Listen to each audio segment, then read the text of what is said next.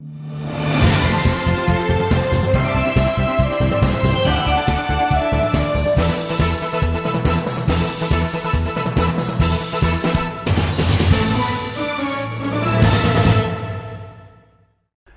dear folks. Welcome to the show, Jack Chow on East West with G&E TV. Talking about, once again, the Chinese American Film Festival on the 10th anniversary. It's a big celebration, a big anniversary, attended by more than 3,000 film lovers. And of course, by producers, filmmakers of all over the world, more than several hundred, 200 or 300 of them. So it's a big celebration, a big event, especially when you look back into the last 9 years, or now we're talking about 10 years, you do see a growth step by step, and you do see snowballing and rolling along the road, getting bigger and bigger. So today, join me in the review is my good friend, Chris Nebe. And I feel proud about him. I feel proud of myself having a friend like himself. Chris Nebe is I call him a thinker, and also a digger, not a gold digger, but a history digger. Right. So welcome to the show. 谢谢你. All right. 非常感谢. Okay, very good. And 谢谢你. Same thing. Okay. Now, Mr. Chris Nebe being a producer, director, and also sometimes a researcher. A writer, always. Yeah, sure, right? Okay. Going into the archives for as many years to dig out things, dig out answers for the mysterious questions or issues regarding several points, such as the territorial conflicts, sovereignty conflicts, such as the problem in Tibet, such as the Burma Roads, such as the historical figure Genghis Khan, right?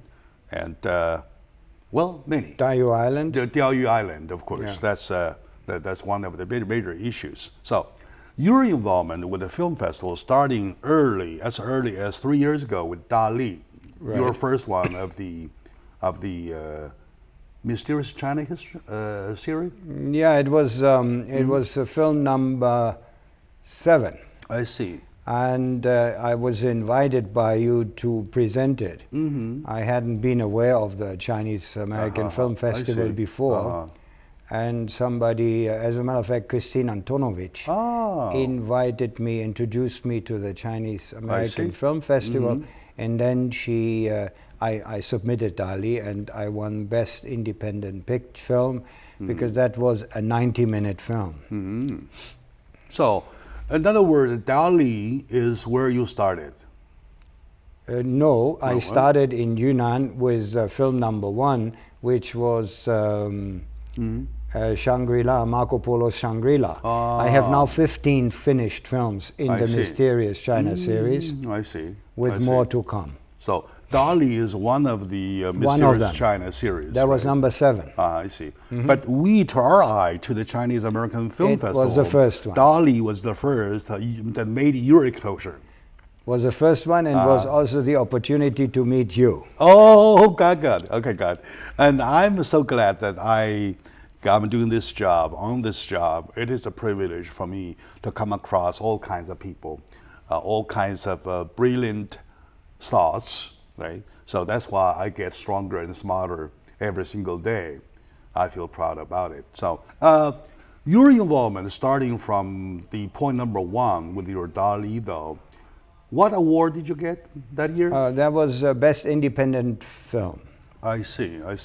What was your comment as you compare the first one and this last one?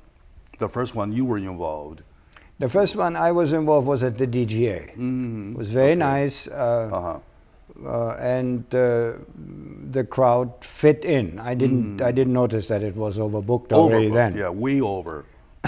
Way over, yeah. And then the next one was at the Where was the next one? The next one was in the Crown. Yeah, Crown Plaza. Crown Plaza, Hotel, which was very nice.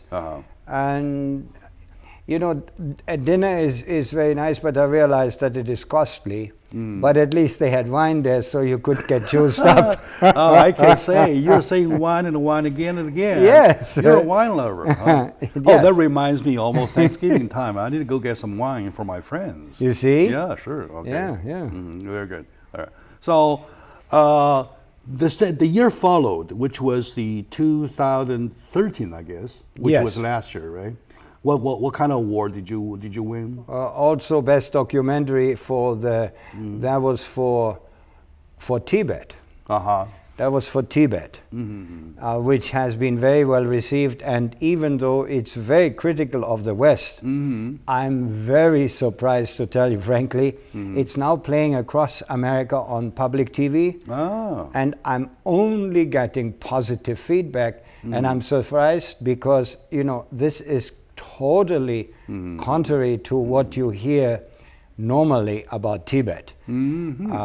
It shows that Tibet over centuries has evolved as part of China without China attacking it or anything. Contrary, if you go now to Tibet, you'll see an infrastructure which is unbelievable, and it all is because of the central government having invested a fortune in Tibet to create the infrastructure. I went to your premiere of the Tibet the Truth, right? Yeah. And believe me, I watched every single second of it. I was, as a matter of fact, trying to pick up the faults. Yes. Yeah. I went in with an evil mind.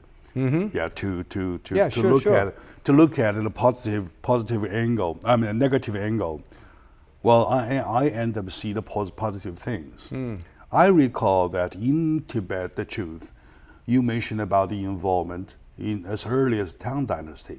Yeah. When the central government started building trust, connections, intermarriage, and the infrastructures. Yes. With Tibet, right? So, what makes your mind? What makes your mind to start that film, though? Because I find it unfair of the West that the West does not recognize China the way it should be recognized. All right, okay. Because China represents 5,000 years of history, of uninterrupted development, of a people who have experimented with various different political systems. And the Chinese culture has, and the Chinese philosophies have tremendously influenced the West, especially in the Middle Ages.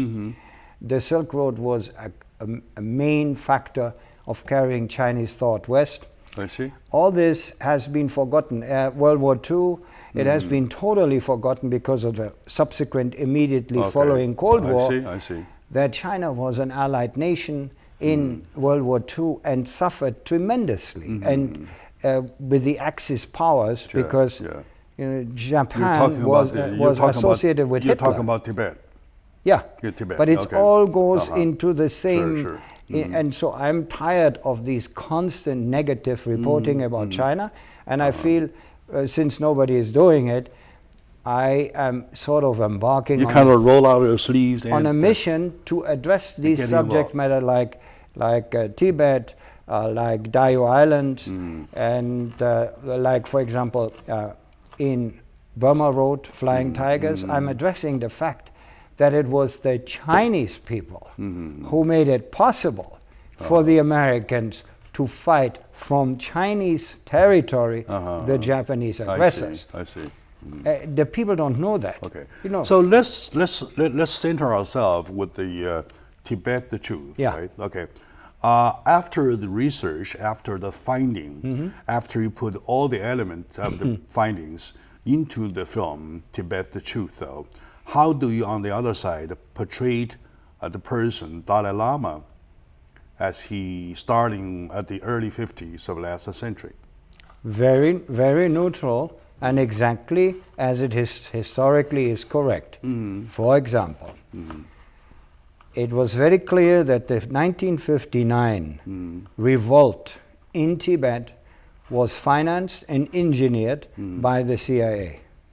They had been training. You mean U.S. CIA? Yes, they had been training resistance fighters in Colorado. Okay. These are all facts. It's not secrets, nothing. But you have to bring it out. You have to drag it out. Yeah, you have to look for it, and then you find the facts. But they are facts. Yeah. Okay. And it's not something, wrong accusations or something. And I found that footage in the which is actually very interesting, because the general perception is that the Dalai Lama fled Tibet. Yeah. When I'm myself a refugee, I know what it means to flee.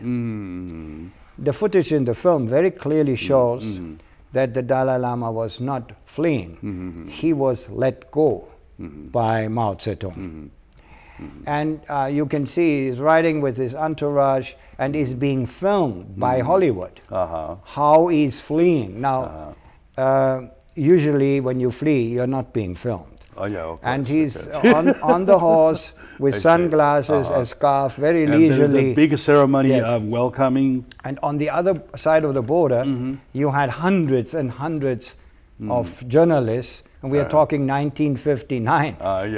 Where there was still prop planes. And who brought them there? Not the Dalai Lama. That was America and the Western powers who have been interested in view of the Cold War. And the story faked out was that he was suppressed. Yes. He had to run away. No, he was let go. Yeah, right? Okay. Yeah. As a matter of fact, he wanted to go. He was let go. Yeah. And the whole thing was funded by American CIA. Right. Right. So now, well, let's take a short moment out. When we come back, we'll find out from that point on, though.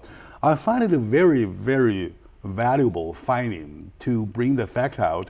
And yet, if you're right or wrong, probably we can check about your testimony, about feedbacks. Right? So when we come back, we'll check that second. Stay with us.